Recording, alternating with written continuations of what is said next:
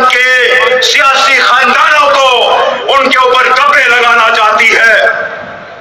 یہ سلسلہ آج کا نہیں ہے، آج تو ایک ایسے کٹ پتلی کو سیاسی شکل دے کر اس کو سیاستدان کا پاجامہ پہنا کر اس طرح کے مسند پہ بٹھایا گیا۔ اس کا ایک ہی کام ہے کہ پورے پاکستان کے اندر سیاست کو بدنام کرنا، سیاسی قیادت کو بدنام کرنا، سیاسی ورکر کو بدنام کرنا اور سیاستدانوں کو بدنام کرنا۔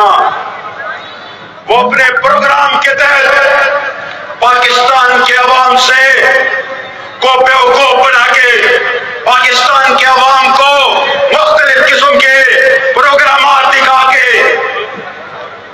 ایسی باتیں کی کہ عوام، بالخصوص میری خیبر پختونخوا کی عوام سب سے پہلے اس کے جھوٹے باتوں میں آ گئے، اس کے نعروں کو لبیک کہا گیا یہاں سے۔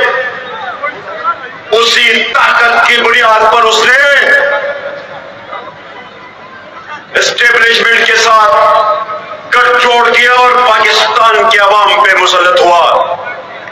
آج پاکستان کے عوام کی جو حالت ہے، آج پاکستان کے غریبوں کی جو حالت ہے، آج پاکستان کے اندر جس شعبے کو اٹھا کے دیکھ لیں، جس ادارے کو اٹھا کے دیکھ لیں، اس کے ساتھ عمران نیازی کی جنگ چھڑی ہوئی ہے۔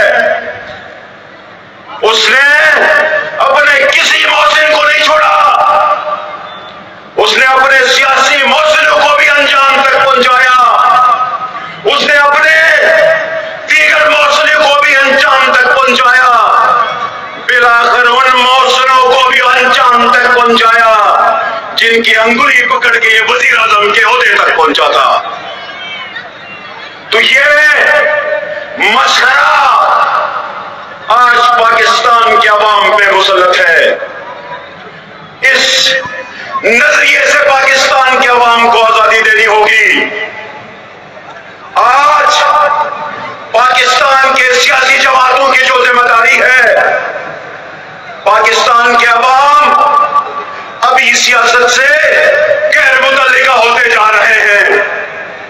ہمیں پاکستان کے عوام کو دوبارہ اس سبجیکٹ کے اوپر لانا ہوگا، سیاست میں ان کا شغف پیدا کرنا ہوگا اور ایک بھرپور تحریک چلانی ہوگی تاکہ ہر اس ادارے کو اپنے دائرے میں واپس بھیجنا ہوگا، پھر جا کے عوام کی بات ہوگی۔ ہم یہ سمجھتے ہیں کہ پاکستان کے ادارے خوشحال ہوں گے، ہم یہ سمجھتے ہیں کہ پاکستان کے عوام خوشحال ہوں گے تو پاکستان خوشحال ہوگا۔ ہم یہ سمجھتے ہیں کہ پاکستان